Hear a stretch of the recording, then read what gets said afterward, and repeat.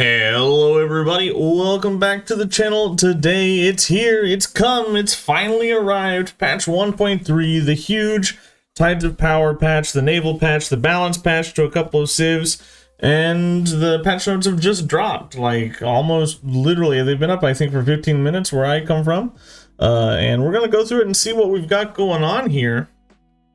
And I zoom in a bit here so we can see a little better. There's quite a few changes that I got perusing over here. The big things obviously are focused around the naval aspect of things, which are good. And generally I'm pretty buzzed about this update. First and foremost, we get the harbor, which is unlocked with sailing. And it's essentially a brickyard or a sawmill. Well, not sawmill, what is it? Brickyard or a saw pit, that's what it is. For water, and I think this makes sailing starts much more desirable. The reason why sailing starts were bad is because you had no production, and you couldn't jump up to sailing and get to early currency and get your specialists running, because you couldn't get production. You always went for pottery if you had hills, and you always went for animal husbandry for the saw pit if you had trees. But this gives us a production option for water, and you get +1 base production on the building, just like the brickyard, and then you get +1 production warehouse bonus on fishing boats, and this is solid. I think this is good. I think the saw pit or brickyard should provide a little more production. I'm not sure if it does off the top of my head. I think they're +1 production as well. Maybe they get the mastery, like mastery improves mines and stuff, so maybe this won't get that production mastery bonus, which would be fine with me because the ocean should be a little less productive. But you get a production start here with sailing now, and that's good. We like that. It can be placed the same as the fishing key, and that feels good because you can get your quarters going instead of just having the fishing key hanging out. I like this. I am down for the harbor. We like this. It also acts as a barracks, so the Navy units spawn there. We get the privateer. The privateer I think is going to be pretty strong.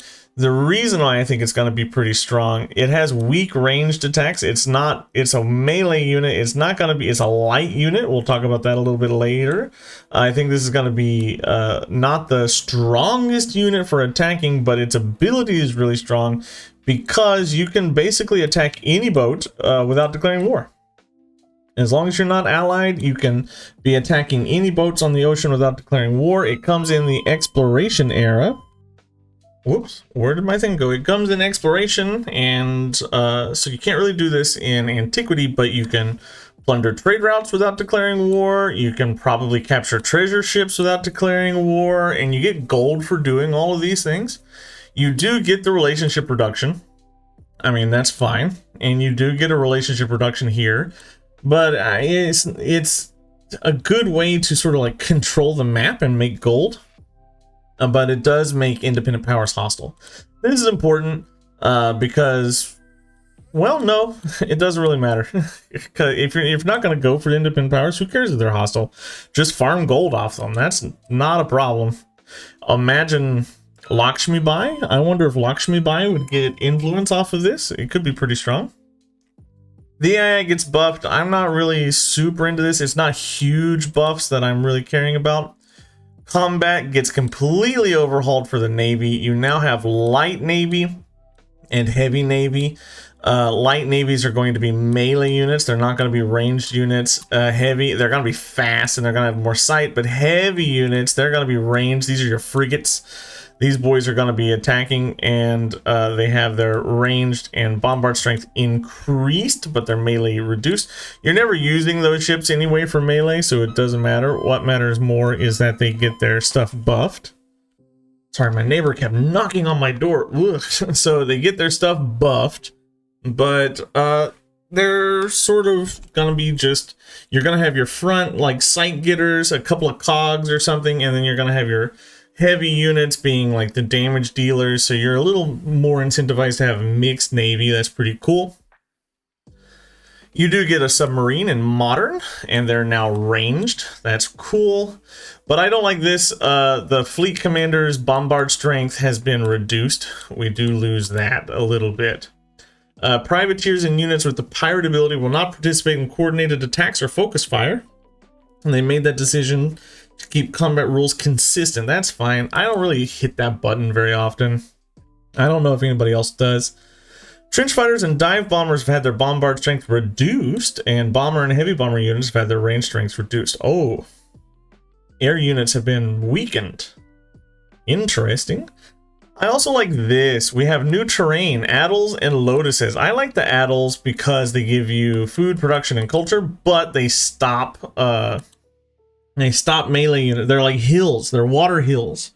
And that's pretty interesting because it makes naval combat way more dynamic. Normally, naval combat, the way it's worked in pretty much every Civ that I've played from 4 to now, has been you're just working on flat terrain. And now this sort of like creates choke points. It creates, you have to be careful where you're moving your ships around, where you're unloading your fleets, things like that. That's cool.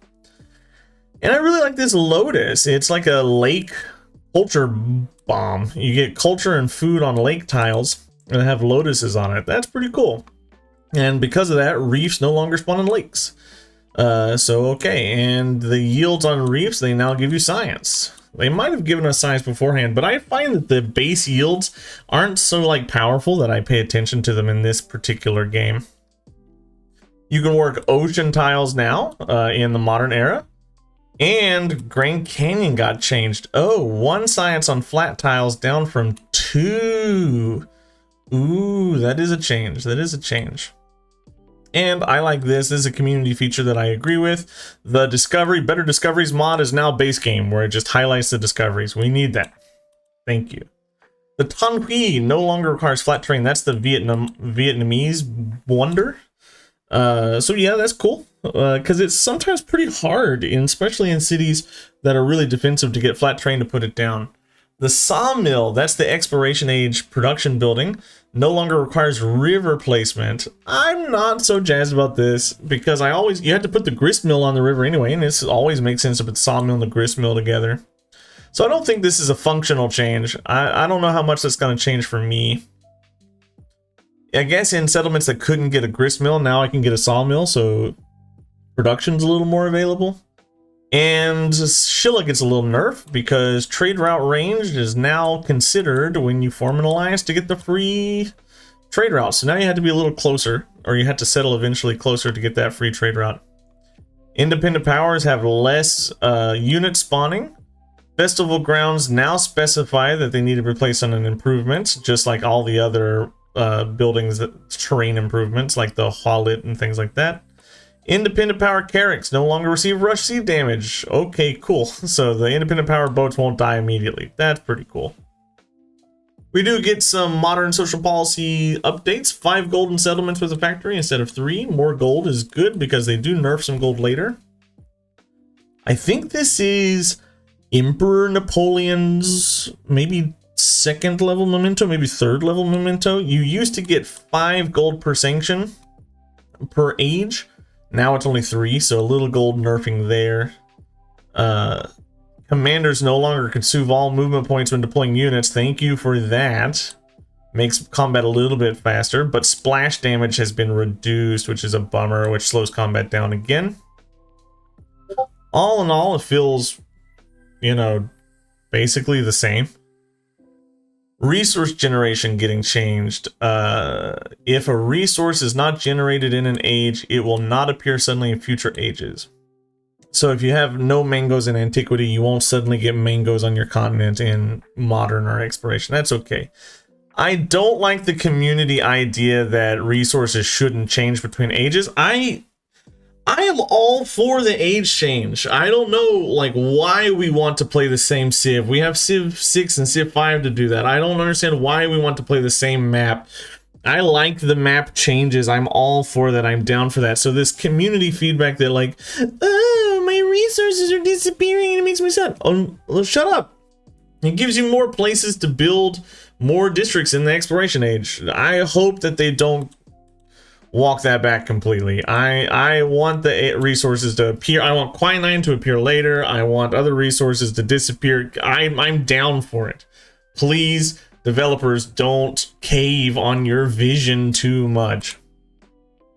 But maps will now have a guaranteed minimum of 3 coastal resources. That's cool, because we have a lot of new coastal resources that I like. Crabs are food for days. Food on warehouse buildings is really good. 2 food on warehouse buildings, 3 food on warehouse buildings. Give me more food. Food. Give me food. And they're a bonus resource. That's a green resource, so it can be placed in towns. So that's cool. The cowrie gives you happiness. That's also nice, but it's also a bonus. 4 golden cities or 2 science and towns. I like this. I'm gonna probably be using this as 2 science and towns most of the time. There's not a lot of science on the map resource-wise. So getting science that you don't have to place in cities feels good. Sometimes my cities run out of room, right? Sometimes my cities run out of room because I'm putting all my production in my cities and all my food in my cities. So putting science in towns will be nice. Turtles give you culture. It's also a bonus, and you get culture on warehouse. That's nice. More culture on the map feels good. Pitch is an exploration era bonus. It appears on vegetated tiles. Cool. 1 production, 1 gold on the tile. That's okay. 1 gold on water buildings is really nice, though. By the time you get to exploration, there's quite a few water buildings you can put down, so that's cool.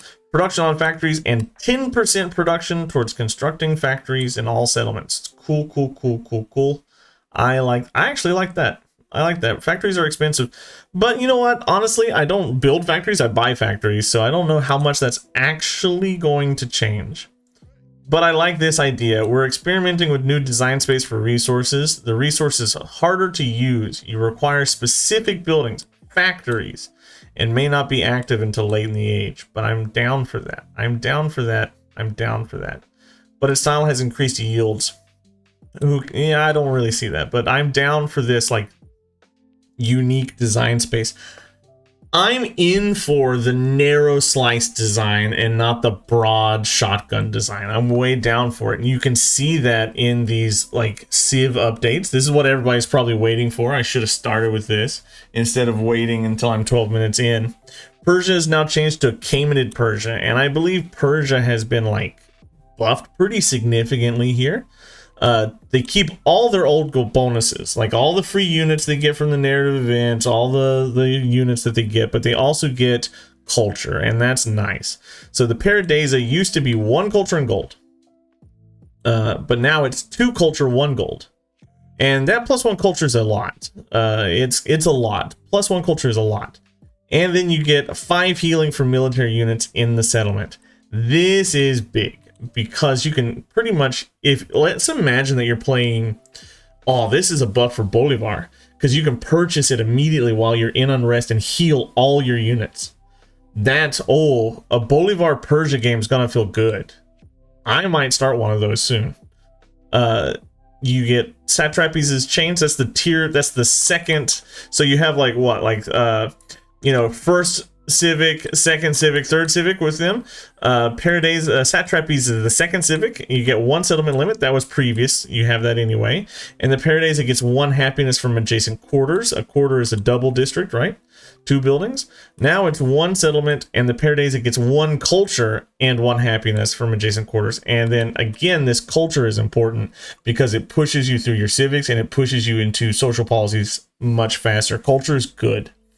All the best leaders in the game right now are culture leaders, right? So culture is really good. So giving Persia that really boosts them. This is your tier 1 boy. Oh no, what this means is masteries. Am I stupid? Is this masteries? This might be masteries. I might be dumb. This 5 gold. Previously it was 5 gold for every different civ you've captured a settlement from. And now it's 5 gold, 2 happiness, 2 culture from every different civ. So if you're playing not on the Pangea, this can give you up to 15, 6, 6, and that's okay. That's pretty good big buff. I like that, just having those base yields, but it's not huge. This should kind of probably apply per city instead of just, I don't know. By the time I'm like turn 80, do I care about 6 culture? I'll take out a policy card that's only giving me 6 culture. So I'm not, this should be per city. Aksum gets a big change too. Aksum used to be just gold in general with a little coastal bonuses, and now it's like way stronger on coastal settlements. This is how they want to design in the future. Stronger bonuses on narrower effects, and I'm down. I am down for this all the way. They're really boasted on culture settlements. And that's a coastal settlement is a settlement with its city center adjacent to the coast. You can't just have coastal tiles. You have to be touching the water. 3 gold on resources in coastal settlements. It used to just be 2 gold on resources. So this is a nerf in most cases, but a buff if you're playing coastally. And it makes Aksum feel more unique instead of just being like the generic, I get gold. Now you have to be coastal. And then you get 2 gold on the the special trade route from your naval trade route, your Dao. So you're encouraged to go coastal trade routes instead of land trade routes. You used to get 1 gold on quarters adjacent to the coast, and now it's just 1 gold on districts. So you don't have to do a full quarter. You don't need both buildings. You could just throw down 1 building and start benefiting from the gold. That's cool. Previously here, the altar and monument gained culture adjacency with Hawilti. Now it's culture and happiness buildings gain 1 culture adjacency for Hawilti. So it used to just be the altar and the monument, and now it can be your arena, it can be your villa, it can be no, this is only antiquity. It can be your amphitheater. I guess that's all the buildings, but I mean, that is more than it was previously. It's a little buff. A tiny little buff, but you'll probably feel it. Previously, the Dao gets ignore zone of control, and now you get a free merchant, just straight up a free merchant, and the Dao goes faster and ignores zone of control. So this gets buffed big time. I like this now. And that makes Aksum feel pretty decent. They're not like crazy strong, I would say, but they're gonna feel better than they were previously. Chola. They become a diplosive. They were a diplosive, but they didn't have really much diplo bonuses except for the free influence from getting double trade routes on your thing. But now you get 3 gold and 1 influence on trade routes just added. They didn't take anything away from Chola. They just added plus 3 gold and 1 influence on trade routes. And I already thought Chola were pretty good if you were playing a trade heavy game. You needed Xerxes. You did need Xerxes. But like I think like a Shilla into Chola game is still pretty strong. And your trade routes are just good. We need to build more trade routes. I need to play around trade routes more. They're just good. But Egypt, oh baby, Egypt gets the glow up of a lifetime here. They're not just previously Egypt's bonus was like, oh, you have a fishing boat on a navigable river, here's a production, here's a food. And now Egypt gets some big boy bonuses. They get some big buff boy bonuses to do things with, and I'm down. I'm so down. They are desert and navigable and minor river civs now. Previously, Gifts of Osiris, 1 production on navigable rivers, the worst bonus in the game. Everybody hated this. Now it's 2 production on improvements. That is your fishing boats, and most importantly, your districts. Putting your districts on navigable rivers doesn't kill them now. And not just that, you're a minor river boy too. It's all rivers all the time. Oh, this is so good, because sometimes you would get spawned with like a 2-tile navigable river and you just wouldn't have any bonuses. Now on all rivers, and putting the districts on those rivers like the Kamai, you get production. Oh, we love this. Egypt is in, guys. Egypt is in. We can play Egypt now. So good. Riches of the Duat, previously 15 production towards wonders. You know what? You thought you liked production towards wonders? Well, guess what? Have doubled for wonders in desert. Finally, I feel like I can compete with the AI. Doubled for wonders in desert. Sick. 2 production on those wonders as well, if they're in the desert. So more production on top of your percent production bonuses, guys. Egypt, we're in. We're in. Mastaba, this was the unique building. Previously 1 gold adjacency for desert. Now it is 1 gold adjacency for desert tiles and navigable rivers. So putting them up against the river doesn't feel bad because you're getting the gold on those rivers. You're getting 2 production on that district. Feels good. The other half, the Mortuary Temple, used to be 1 gold adjacency for desert and navigable rivers. And now it's happiness for navigable rivers. And culture for adjacencies to wonders. But it used to be a gold building. And now, oh sorry, it used to be a culture building. and now it's a gold building. So you're losing the gold adjacency, but you're picking up a culture adjacency for wonders and getting gold as a base. I like that a lot better. I like it better. Light of Amun-Ra.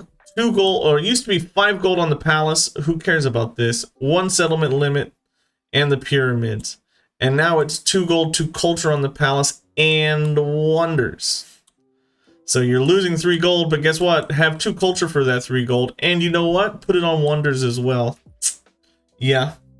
Yes. Yes. Give it to me. Yes. 2 food on improvements in districts on navigable and minor rivers. You like your rivers? Get production and food. Fool. Used to be 1 food. Haha. Now it's 2 food and it's on baby rivers too. Previously 1 culture on navigable rivers. Guess what? 1 culture on improvements and districts on navigable rivers, baby. And minor rivers. Egypt is in, guys. This is the glow up of a century. Egypt is going to be fun to play. Might even be A tier. Might even be S tier. We like Egypt now. We're down. Hattie's back. Hattie's in, guys. Egypt is going to be a nightmare in multiplayer games, I'm sure. Great Britain gets a nerf. It used to be 3 golds on each building in town, and now it's just 5 gold in towns. But how often are you really buying buildings in towns? I mean, if you're a good player, you are, and this is going to make them feel it, but I'm not a good player. I didn't feel it the most. Hawaii gets changed. They can work ocean tiles in the exploration age, and they have 1 food and 2 gold on them. This is going to make Hawaii feel very unique. They've lost their unique feeling after their nerf, and this is going to make them feel unique. You also gain 25 culture for each time you settle, so expand to marine terrain that's already there. And you get +1 happiness on marine terrain. It used to just be get the 25 culture. This happiness is big. It's not just fishing boats. It used to be just fishing boats. Now it's all marine terrain. What would this change? The ocean tiles not get a fishing boat? Why? What does this change? I'm not sure, because you need fishing boats to work the terrain, right? So what does this happiness do? What is this happiness doing? I don't know. 5 defense against naval units. Heavy. It gets changed to heavy naval units. The Loikalo gets 3 food, 2 production, and gets 1 culture from each adjacent fishing boat. It used to be 1 culture from each adjacent farm. It keeps the food in production. That's a bit of a nerf, because you're going to have way less fishing boats adjacent than farms. You can surround it with farms. You can't surround it with fishing boats. The Maya get a change, a little tiny change. The altar gains 2 science if placed on a vegetated terrain, and I'm way better with this. It used to get 1 science for vegetated tiles, but then you would have to like choose not to place your districts or your wonders around your altar. Now you just get 2 science all the time. That's a better design. But my boys, our guys, the Mississippians, and our favorite thing in the world, shell tipper pottery, one of the best traditions in the game, it gets nerfed. It used to be 1 gold adjacency for all buildings on resources, and now it's just food, gold, and warehouse buildings get that gold adjacency. So your granaries, your sawmills, and all those things, and your banks and your markets and your gardens, but not your libraries anymore. Not your monuments anymore. Only specific buildings. This is probably healthier for the game overall, but I'm sad. Russia used to get 2 science on resources, and now it's just 1 science. That's a nerf. Prussia was performing pretty strongly. Qing, my boys, my babies, they get nerfed too. I'm not a big fan of this. Previously, they had 4 gold, 3 culture, 2 influence, but -1 science for imported resources. Now it is 4 gold, 4 culture, so that's an increase, 2 influence, but -4 science per trade route. I don't know. I think it comes up as a wash as long as you were getting more than 4 imported resources per trade route, but this early it's a nerf and later it's a wash. The more resources you get on a trade route, the better you're going to come out, but when you start the era, you're going to start a little bit slower. Previously, open customs used to give 2 culture for every imported resource and a settlement limit, and now it's unlocking one of your unique buildings, so they moved the unique building. And you get 1 culture for every imported resource, which is a nerf. It used to be 2. Songhai also get huge changes, just like Egypt, around their navigable rivers.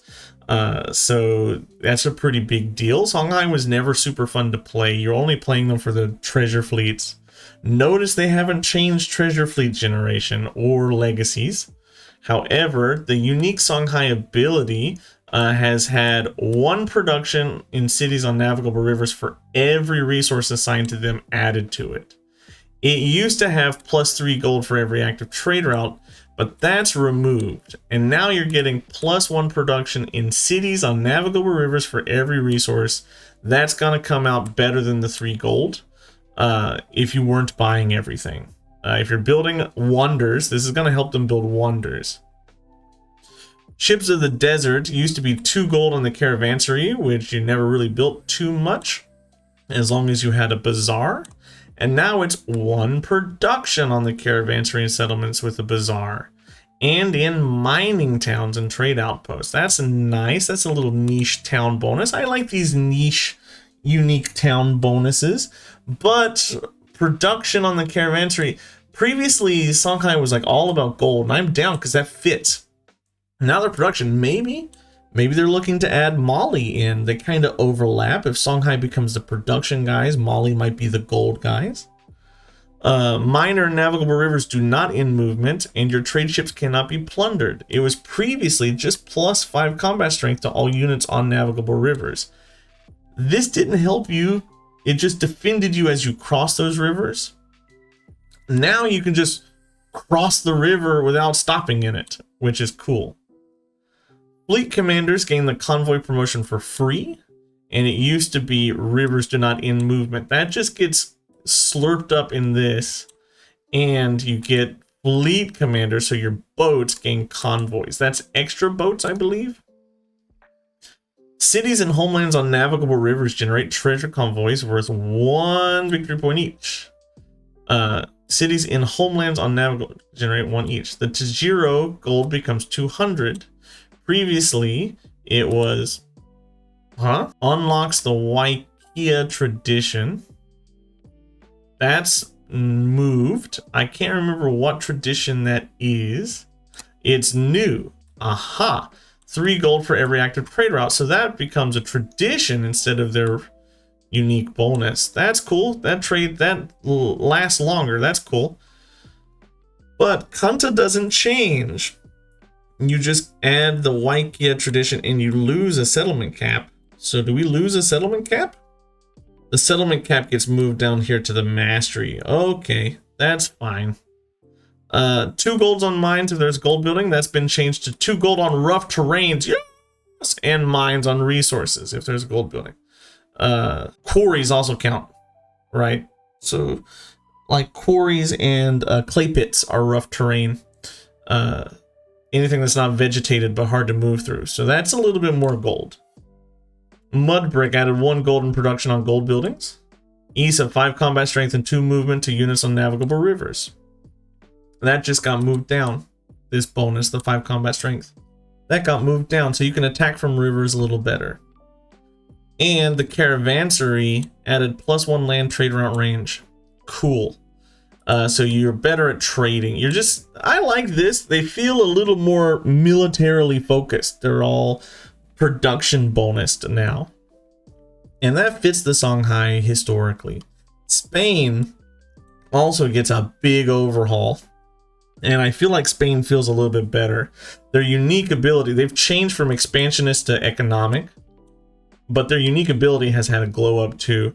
15% gold towards converting a town to a city and 30% distant lands. I sleep, bro. I sleep when I see this. But now it's 2 food, 2 gold, 2 production in settlements adjacent to the coast. That's much better than this. And settlements falling in your religion. So you have to, like, it can be in the coast or in the religion, or if it's both, it's +4 of those things. And if it's in the distant land, it can be +8 of those things. So this is pretty sick. I'm down for that. It encourages you to go wide. Lafayette, Spain is going to feel really good this patch. You now get 5 combat strength for heavy naval units.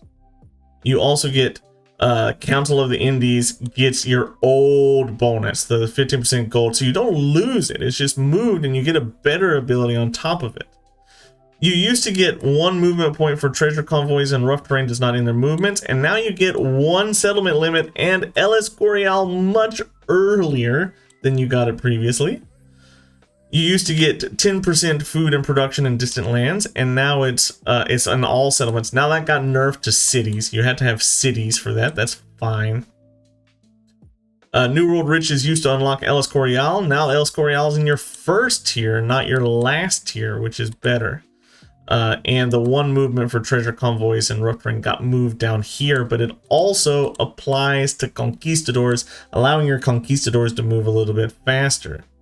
The Casa gets moved up a civic, and Cerro Rico 1 gold on resources, 3 gold in distant lands. It used to just be 2 gold for each resource, so now you feel more incentivized to those distant lands. I think this is pretty good. However, you do now need the plaza to train the conquistadors, which slows them down a little bit. Conquistadors are pretty strong. You get full armies out of them, so slowing them down is fine. I think Spain sees a pretty big change here. It makes them feel more unique, a little more interesting, a little more impactful. But our boys, Egypt, they're the ones that get that big change. Egypt is in, guys. Egypt is in. We have some UI improvements. I'm not really super concerned about any of those things. You can read them if you want. You get some new narrative events because of the privateers. New audio is cool, whatever. But now let's talk about the thing. I can't show you this on Steam because as far as I know, it's still coming soon for me, so I can't actually boot it in my game, which is frustrating. But if we look here, we get Edward Teach Blackbeard, who's going to be all naval units are pirates, which allows them to do the same thing that privateers can do and make gold and do all those things and attack without declaring war. That's gonna be fun. That's gonna be really fun. But you have to pay more for those naval units. I think a Blackbeard Aksum game is gonna feel pretty fun. He likes leaders that build naval units and he hates the leaders that neglect them, so I'm gonna be despised by him pretty much all the time, I think. We also get the Republic of Pirates in the Exploration Age. Yield from pillaging and coastal raiding are increased, but you cannot train settlers or purchase them. You can only capture other Civ settlers. Naval units, treasure convoys, and buccaneer units can move into other Civ's borders without being at war. What is the buccaneer? It is your unique commander that gets a set number of charges to use the raiding party, which allows you to target a treasure resource, and this settlement instantly spawns a treasure convoy under your control. This is going to be very fun, okay? Very fun to get the economic victory. By being aggressive. You can be aggressive and just raid other people. You don't even have to be at war. You can just do this at peace. You'll did a negative to your relationship, but you can still be at peace to do this. You also get the sloop. It replaces the privateer. What does it get? Can move after attacking. That's pretty cool. And Havana Harbor is your unique wonder. Gold. This settlement generates treasure convoys worth a set amount of treasure fleets. Cool. And you get 1 economic attribute. So this is a guaranteed way to get consistent treasure fleets. Where is this found? What tech is this found on? That depends on how good this is. That changes how good this is. If this is like first tech, this is going to be really good. If it's later, it's not going to be good at all. Must be built in the distant lands, however. That changes things. That changes things quite a bit.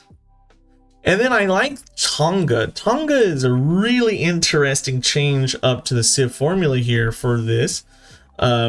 Lords of the South, increased influence on city halls and the palace if adjacent to coast. cannot incorporate city-states, but you do make city-state friends easier. Then you get a unique scout that can enter ocean in antiquity, which allows you to find the distant lands. You can map the whole map, except you cannot walk on those distant lands. But you can coastal raid to get those discoveries. So you're gonna have more discovery. Jose? Oh, Jose maybe might be good here. And we don't even know what their unique traditions are. I wish I could go into the game and see their traditions. We also get new wonders, the Great Lighthouse, free merchant, and extra water trader at range. That's cool. Naval, 3 culture, 3 production, 3 happiness on the palace, and city hall on islands. That's pretty cool. That's perfect built for Hawaii. The natural wonder Great Blue Hole, 2 science and 4 happiness, and then adjacent sea tiles get 2 culture. That's cool. And the Mapui Vea blowholes, 2 production and 4 happiness, 2 culture to all coastal land tiles in your settlement. That's also pretty cool. We know that a lot of a Cid's power can be like tied up in their uniques. So like the stuff that you get on the civics tree. So let's see what we get here. For Tonga, the Tofia is their unique quarter. I think you get happiness and culture and food on these 2 buildings. The Tofia allows you increased culture for every trade route you have to a city-state. So city-state trade is going to be important for them. All right, that's interesting. Looking at our civics, trade routes can cross ocean, and you get a free trade route to a city-state when you become their suzerain. Ooh, that's cool. Influence on monuments adjacent to the coast is pretty good. I wonder what this tradition does. Culture on warehouse buildings, that's also interesting. Okay, what else do we have? We have combat strength for naval and infantry units and coastal tiles, and increased influence on monuments adjacent to coast and settlement limit. All right, so we can spread out pretty wide. Increased water trader at range, that's pretty cool. So we're wanting to like become friends with all, whoops, go away. We're wanting to become friends with all of the city-states in the distant lands.